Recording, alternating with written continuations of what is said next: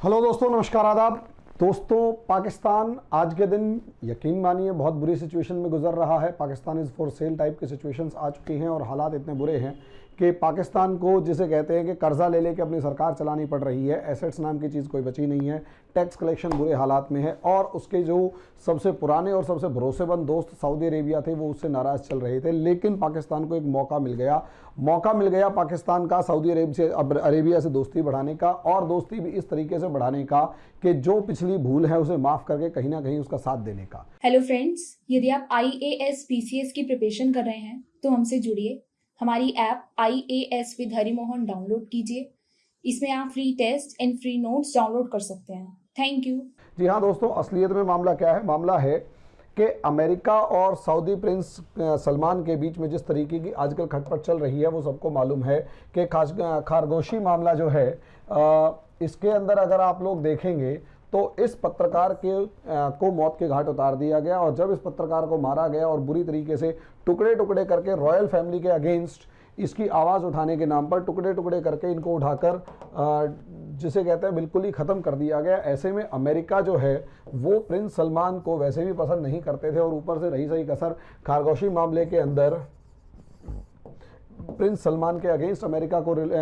आवाज़ उठाने का मौका मिल गया। प्रिंस सलमान के अगेंस्ट अमेरिका को एक्शन लेने का मौका मिल गया और ज़बरदस्त लेवल पर अमेरिका जो है प्रिंस सलमान के अगेंस्ट कैंपेन चला रहा है। और मे बी पॉसिबल आगे आने वाले टाइम में प्रिंस सलमान के लिए अमेरिका मुसीबतें बढ़ा सकता है। ऐसी सिचुएशन में इमरान खान पिक्चर में एकदम से आ जाते हैं और इमरान खान के साथ पूरा पाकिस्तान इसे एक अपॉर्चुनिटी के तौर पर देखता है। ऐसा लग रहा है जैसे प्रिंस सलमान जो हैं वो कहीं ना कहीं प्रॉब्लम में हैं और फिर उसके बाद उनकी पुरानी दोस्ती जिसके अंदर इमरान खान ड्राइवर बने हुए हैं, इमरान खान गले मिल रहे हैं, इमरान खान तारीफ कर रहे हैं,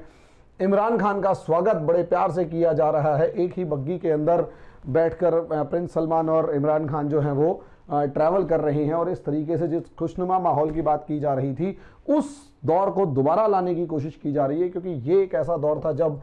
सऊदी अरेबिया और पाकिस्तान के रिलेशंस बहुत अच्छे तरीके से थे और प्रिंस सलमान जो है वो पाकिस्तान के सामने पाकिस्तान जाकर ये कहते हैं कि आप ये ना समझें कि सऊदी अरेबिया के अंदर कोई प्रिंस सलमान बैठा हुआ है, बल्कि आप ये समझिए कि सऊदी अरेबिया के अंदर पाकिस्तान का एक एम्बेसडर बैठा हुआ है जो पाकिस्तान के लिए सऊदी अरेबिया में काम कर रहा है। इस लेवल तक कॉर्डियल रिलेशंस, ज़बरदस्त रिलेशंस प्रिंस सलमान या और इमरान खान के थे। लेकिन एकदम से सिचुएशन तब बदल जाती है 2018 के बाद।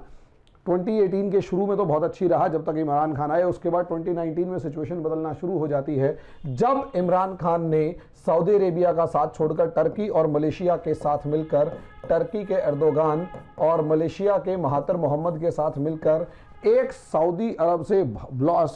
के ब्लॉक से हटकर ब्लॉक बनाने की कोशिश करी। हालांकि उसमें सबसे ज़्यादा इंपॉर्टेंट रोल कश्मीर का था और इंडिया की डिप्लोमेसी के चलते कश्मीर के मामले में सऊदी अरेबिया को दूर हटाने में इंडिया कामयाब हुआ। यहाँ तक कि अरब नेशंस और OIC को इंडिया जो है वो मैनेज करने में कामयाब हुआ, जिसका नतीजा ये हुआ कि पाकिस्तान चिढ़ गया और चिढ़ने के बाद Pakistan Mahathir Mohamad Prince Salman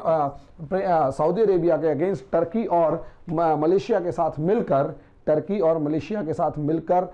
एक नया ब्लॉक बनाने की कोशिश करता है। और उस नए ब्लॉक के अंदर प्रिंस सलमान या फिर यूं कहें कि सऊदी अरेबिया के अगेंस्ट जो है इस्लामिक कंट्रीज़ को इकट्ठा करने की कोशिश करता है। लेकिन प्रॉब्लम क्या आई कि महातिर मोहम्मद को उन्हीं की सरकारों ने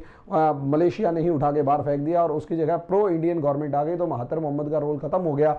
टर्की के साथ अपनी प्रॉब्लम यह है कि फाइनेंशियल क्राइसिस में गुजर रहा है। ऐसी सिचुएशन के अंदर पाकिस्तान के पास अपने फाइनेंशियल क्राइसिस से निकलने के लिए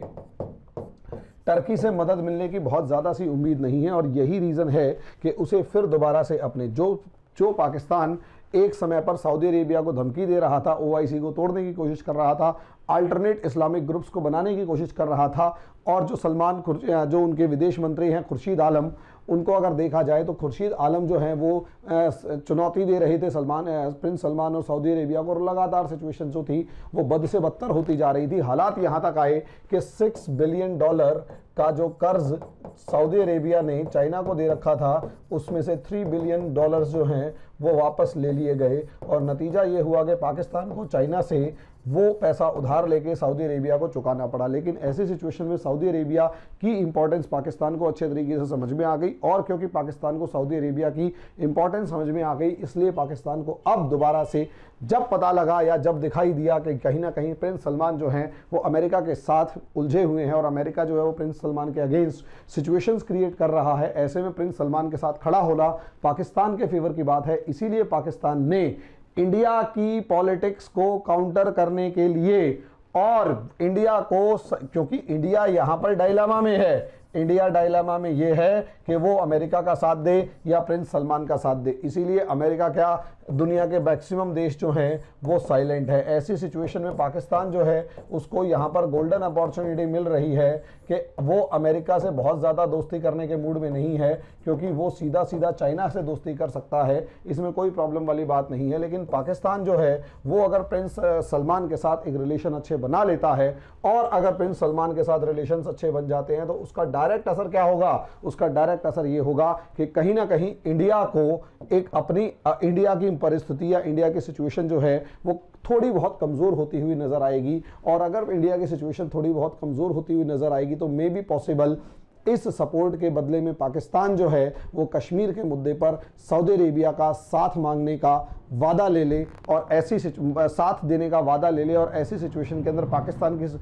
पोजीशन जो है ओआईसी देशों के अंदर कंपैरेटिवली मजबूत होगी और इंडिया की पोजीशन यहाँ पर थोड़ी सी कमज़ोर हो सकती है शायद इस दौर पे। और दूसरा, यहाँ पर इनके पास है पैसा यानी फाइनेंस, और ये पैसे के अंबार पर बैठे हुए हैं, और ऐसा नहीं है, मुझे नहीं लगता कि बहुत ज़्यादा पैसे के अंबार पर बैठे हुए हैं, और अगर बैठे भी हुए हैं तो उसका एक दूसरा पहलू ये है कि अरब कंट्रीज़ और गल्फ कंट्रीज़ की इकोनॉमी पेट्रोल इकोनॉमी है, और ऑयल इकोनॉमी होने की वजह से क्या है, ऑयल के प्राइसेस जो हैं वो डाउन पे आ रहे हैं, और वो फ्लोरिशिंग प्राइस नहीं है जो किसी टाइम पर दुनिया के बाकी देशों के अंदर हर देश में पेट्रोल की डिमांड होने की वजह से होते थे। आज के दिन अल्टरनेट सोर्स ऑफ एनर्जी का यूज़ होने की वजह से, जैसे आपके यहाँ भी ई रिक्शा और इलेक्ट्रिसिटी के ऊपर ज़्यादा जोर दिया जा रहा है, और ई रिक्शा या इलेक्ट्रिक और बैटरी कार्स और इन सब की चीज़ों पर ज़्यादा जोर दिया जा रहा है, तो पेट्रोल डीजल की खपत कम हो रही है। अमेरिका जैसे देश सेल गैस की तरफ बढ़ चुके हैं, और अमेरिका ने भी अपने ऑयल रिसोर्सेज के ताले खोल दिए हैं, और अब वो भी ऑयल इंपोर्टर से लेकर ऑयल एक्सपोर्टर बनने की सिचुएशन में है। ऐसी सिचुएशन में जब अमेरिका भी ऑयल एक्सपोर्टर बनने की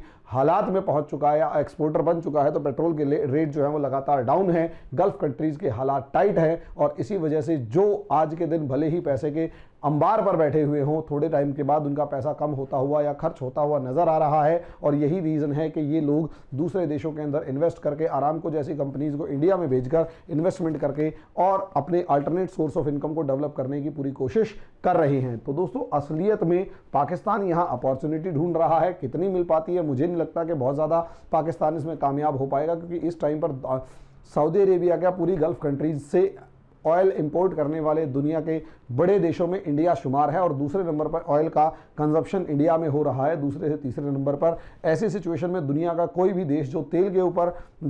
डिपेंडेंट है वो किसी भी तरीके से इंडिया को नाराज़ करेगा, मुझे ऐसा लगता नहीं है। और ऐसी सिचुएशन में पाकिस्तान भले ही चीख चीख कर कहे कि हम सऊदी अरेबिया के साथ हैं, और जो सऊदी अरेबिया ने किया बिल्कुल ठीक था, सऊदी अरेबिया को कटघरे में खड़ा करने की कोई ज़रूरत नहीं है, ऐसा पाकिस्तान जितना मर्जी चीख के कहे, नाच के कहे, गा के कहे, नागिन डांस करके कहे, कोई फ़र्क नहीं पड़ता। लेकिन असली सिचुएशन क्या है, असली बात यह है दोस्तों कि इंडिया को काउंटर करने, कश्मीर के ऊपर अपना सपोर्ट लेने और अपनी पिछली गलतियों से सबक लेते हुए पाकिस्तान सऊदी अरेबिया के साथ रिलेशन सुधारने की कोशिश कर रहा है। देखते हैं कितना कामयाब होता है। कामयाब हो जाता है तो उसके लिए अपनी फॉरेन पॉलिसी तैयार खड़ी है, बाकी देखते हैं सिचुएशंस किस तरीके से हैं। तब तक के लिए धन्यवाद।